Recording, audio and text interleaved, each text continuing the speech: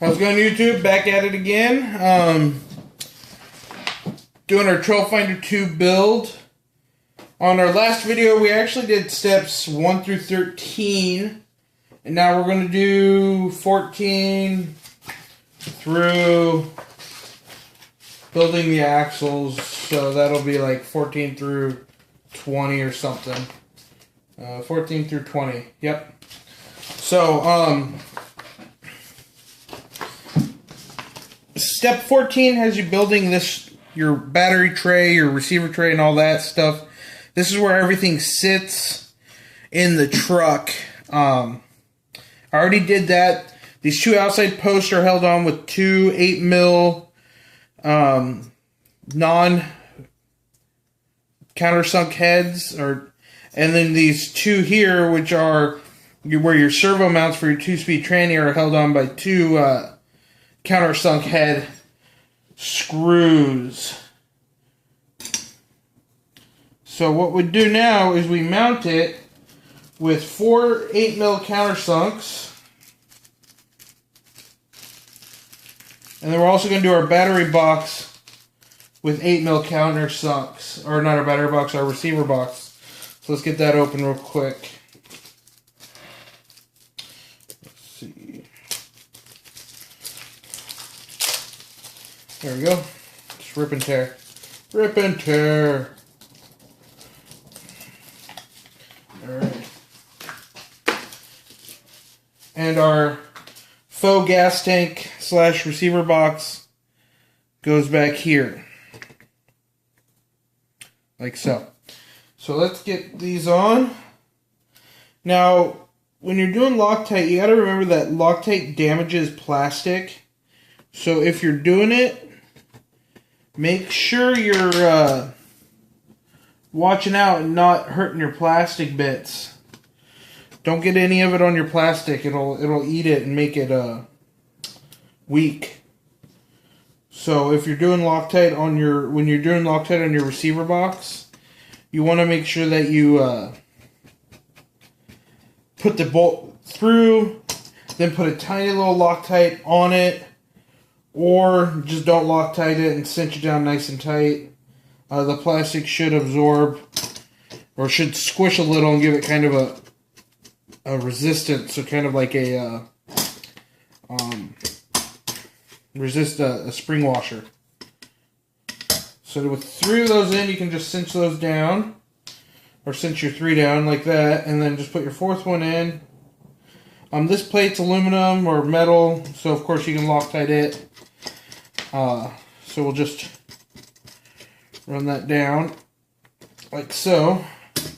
Now our battery box, as you remember I was saying, we got to get these guys lined up straight. So what we're going to do is I'm not going to Loctite these because, like I was just mentioning, I don't want to risk eating up the plastic. So what I'm going to do is I'm actually going to put that one in, put this one in, like so, and get them nice and tight.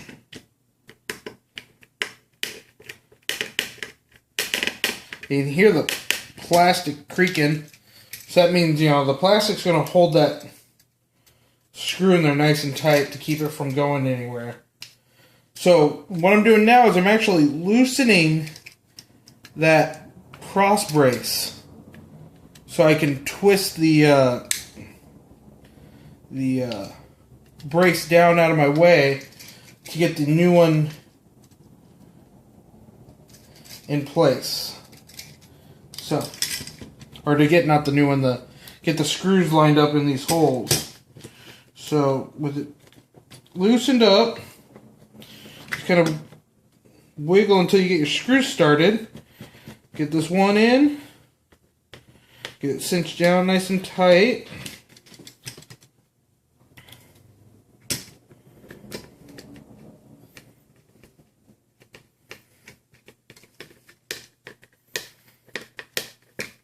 And then just retighten all these up.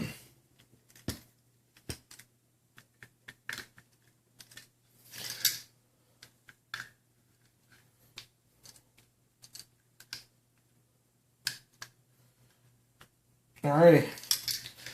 So what you got here is steps. 14 is attaching these guys, 15 is mounting this, and 16 is mounting your receiver box.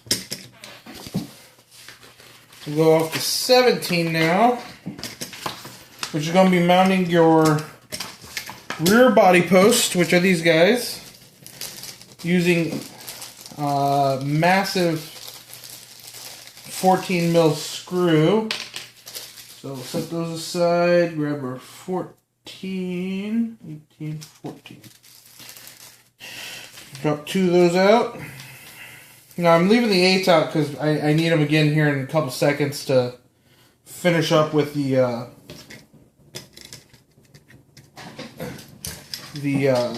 transmission and everything.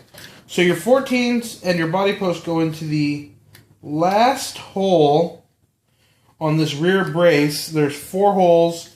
2 of them have screws holes in them, and 2 are just free open. So they go in the free open one, of course. And just run them down tight. Now be aware your orientation for these holes on which way you want your pin to go in. Now I want my pin to go in sideways, so like this, so I'm going to make my holes line up so they do so. So I'll put the other one in real quick.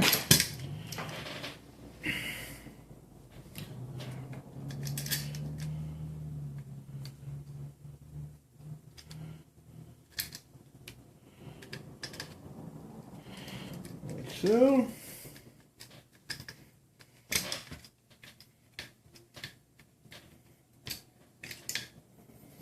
make sure our holes line up the way we want them to. Cinch it down. So again, my holes are this way, so when I put my body pin in, it sits like that.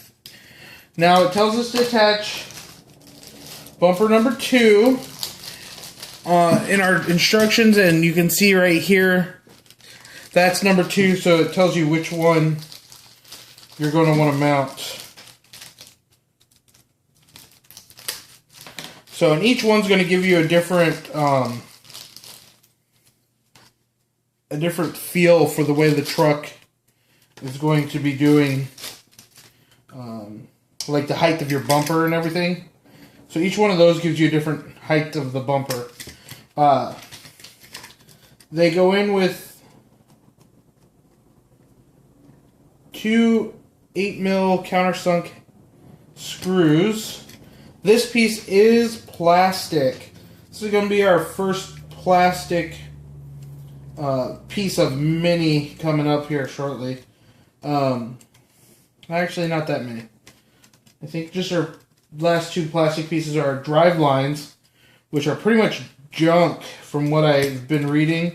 So we'll dump those here in a next couple videos as soon as we can get some upgraded parts. So we'll get this all screwed down.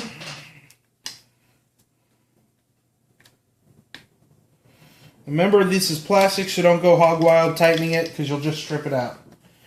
So we've got that on. We've got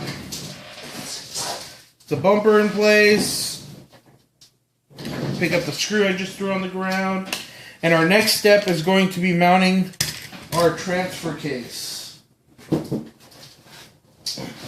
So our transfer case, pretty scale awesome. That's going to just get mounted in on your skid plate, just like so. This is metal, so make sure you Loctite it. And you're just going to use 2 8mm countersunk bits or screws. So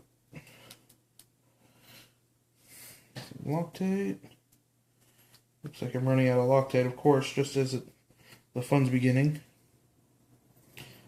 So you gotta make sure that when you're mounting this, you're mounting it right. This is the front of your vehicle, so you need the 2 inputs on the front, because one's an input, one's an output, and then the one rear one goes well to the axle because it's your rear one. So kind of start that, get that kind of tight.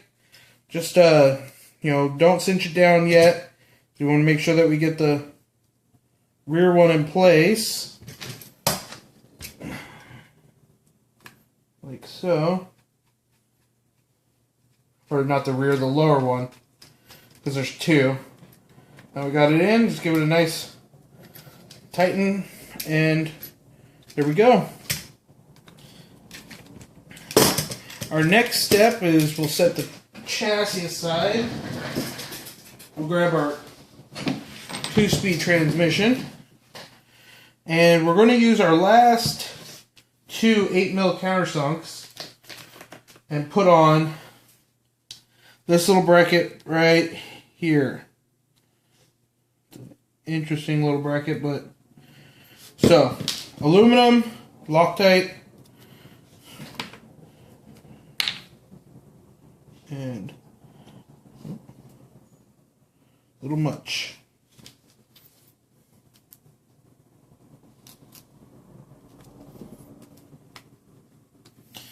So again, just get that going in. Don't cinch it up, but get it so it's not flopping around.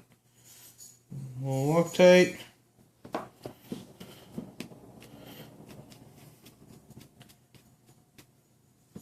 Alright, now we cinch those up. And because these are countersunk, it'll actually align this bracket. It won't allow it to be skewed or cockeyed in any direction. So that way, if alignment becomes an issue, an important issue later on, which I'm sure it will, we will have it lined up right. So now, I'm going to grab our 8mm standards, my nuts, 4, 10, 6. I had this all nice and neat, and then I walked away from it, so of course it became unnice and neat.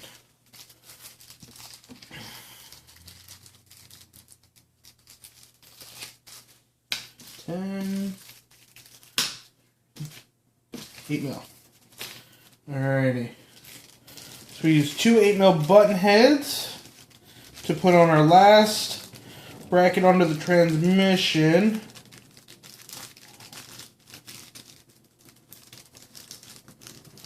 Get it out.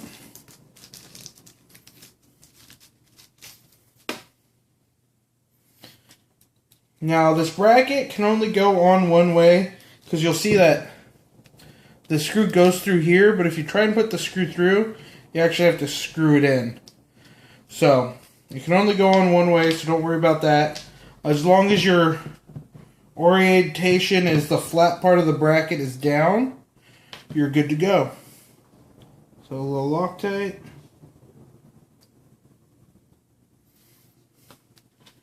Through the bracket. Now this bracket is aluminum or steel, whatever they're calling it. I think it's aluminum. Cinch it down just a little so the bracket doesn't flop around. Loctite on our last screw for this portion.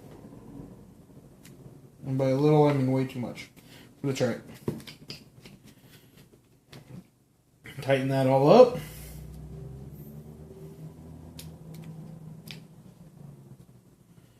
Alrighty, so there's your transmission brackets and everything.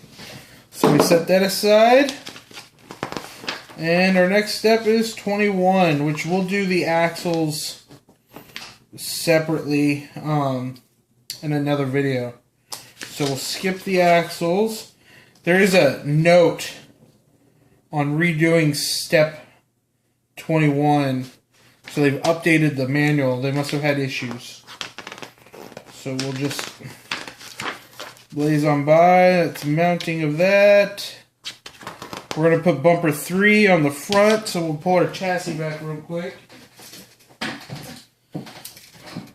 And that's going to go on with two number 6 countersunk screws, or not number 6, but 6mm countersunk screws.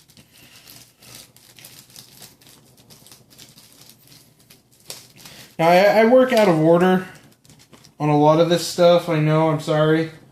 but it's just the way my mind works, so bear with me.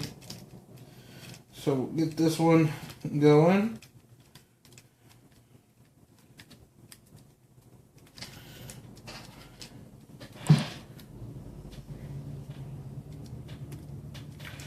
Alrighty. And with that last little screw, I think we're going to call it a day on this video. So, comment, like, subscribe, tell me what you guys think, and, yeah, thanks for watching. SpeedyMax, sign off.